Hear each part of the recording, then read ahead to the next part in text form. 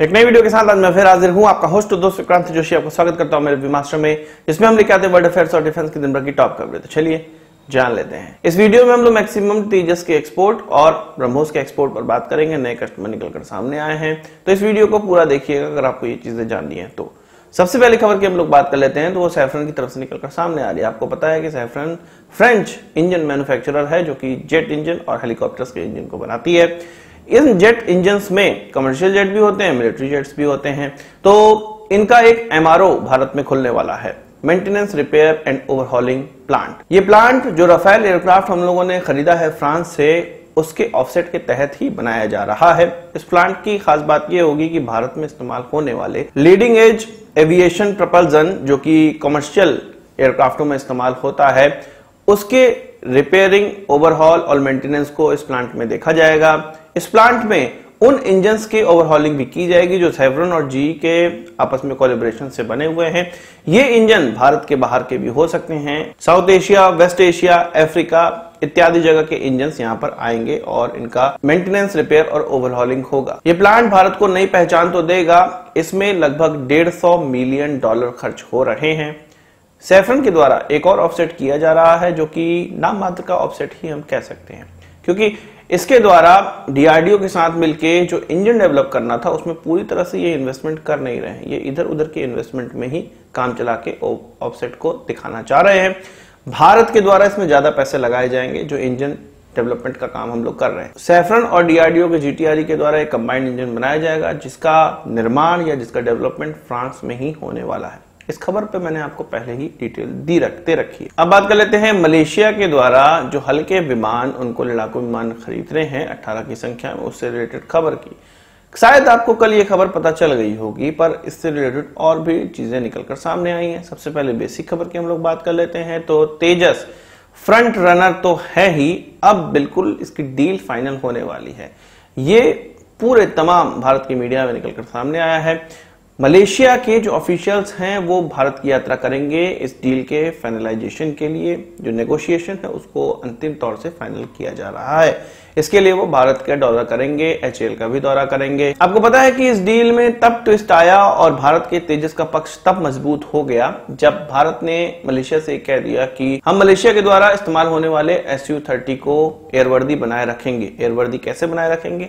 भारत की तरफ से मलेशिया में एक एमआरओ डाला जा रहा है, मतलब maintenance, repair and overhauling facility बनाई जा रही है एचएएल के द्वारा और उनके प्लेन्स की वहीं पर व्यवस्था की जाएगी। इससे लुभावना ऑफर किसी के पास नहीं था, रशिया के पास ही केवल ये ऑफर था। हमारे जैसे जितने भी SU-30 MKI हैं उनके लिए कुछ स्पेयर पार्ट भी भारत में बनाए जाते हैं।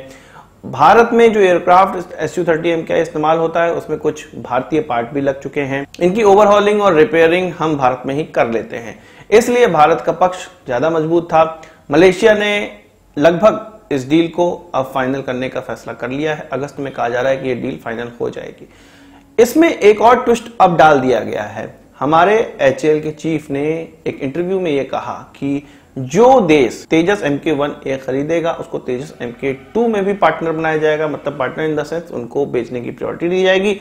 AMCA में भी प्रोडक्शन के बाद उनको बेचने की प्रायोरिटी दी जाएगी, मतलब उनके सामने प्रोजेक्ट किया जाएगा। एक चेन बनाई जा रही है कि ये प्रोडक्ट लीजिए, इसके बाद ये भी लीजिए, इसके बाद ये भी लीजिए, जैसे कि यूएस करता आया है। अब बात कर लेते हैं भारत और इजिप्ट के डिफेंस कोऑपरेशन की। इजिप्ट के कमांडर इन चीफ आर्मी के भारत आ रहे हैं। कहा जा रहा है कि उनको तेजस तो प्रोजेक्ट किया ही जाएगा, हालांकि वो तेजस का ही निरीक्षण करने आ रहे हैं और एचएएल का निरीक्षण करने आ रहे हैं, पर ये कहा जा रहा है कि उनको ब्रह्मोस भी प्रोजेक्ट किया जाएगा। ब्रह्मोस तो हालांकि उनको एक साल पहले ही प्रोजेक्ट कर दिया गया है, पर इस पर भी बात और ज्यादा हो सकती है क्योंकि ब्रह्मोस के NG वाले वेरिएंट को तेजस से लॉन्च होने योग्य बनाया जा रहा है।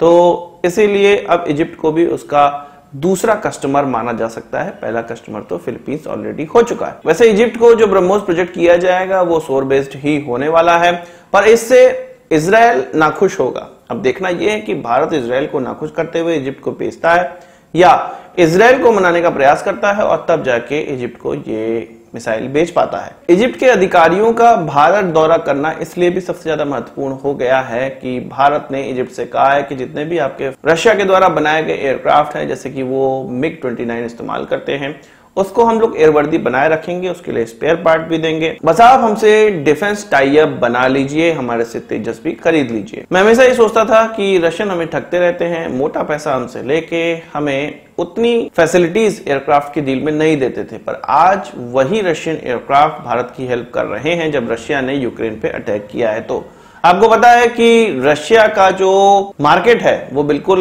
एयरक्राफ्ट या उसके मैन्युफैक्चर करे हुए जितने भी डिफेंस इक्विपमेंट है उनका जो मार्केट है वो बिल्कुल खत्म सा चल रहा है अभी के समय में। उनपे जितने भी सैंक्शंस लगाए गए, कोई भी देश रशिया से स्पेयर पार्ट या मेन हथियार नहीं खरीद पा रहा है। भारत ही ऐसा देश है जो कि ये सब चीज कर पा रहा है। तो भारत ऐसा देश बन रहा है जो कि रशिया के प्रोडक्ट का सब सब्स्टिट्यूट उपलब्ध कराने का प्रयास कर रहा है। वही बात कर रहे थे अमेरिका की। एक हफ्ते पहले एक ट्रायल किया गया जो कि हाइपरसोनिक मिसाइल का था, हाइपरसोनिक ग्लाइड व्हीकल्स का था मेनली, तो वो उनका फेल हो गया है। उनका हाइपरसोनिक ग्लाइड व्हीकल इग्नाइट नहीं हो पाया। उससे पहले उसको एक मिसाइल से बूस्ट किया गया था, पर उसके बाद वो इग्नाइट नहीं हुआ और ये मिशन उनका फेल हो गया। ये उनका लगातार दूसरा फेल मिशन है अगर हाइपरसोनिक मिसाइल के डेवलपमेंट की बात की जाए तो। वहीं उनके प्रतिद्वंदी चीन और रशिया ने ऑलरेडी इसको डेवलप कर लिया है, डिप्लॉय भी कर दिया है। तो आज की इस वीडियो के लिए बस इतना ही। आशा करता हूं वीडियो पसंद आएगा। आपको एक बड़ा थम्स अप जरूर देंगे। इस वीडियो संबंध कोई सवाल सुझाव कमेंट बॉक्स में जरूर लाइएगा और यदि आपने हमारा चैनल सब्सक्राइब नहीं किया उसे भी कर लीजिए, क्योंकि हम इस प्रकार की वीडियो लाते रहते हैं। नमस्कार, थैंक यू, जय हिंद।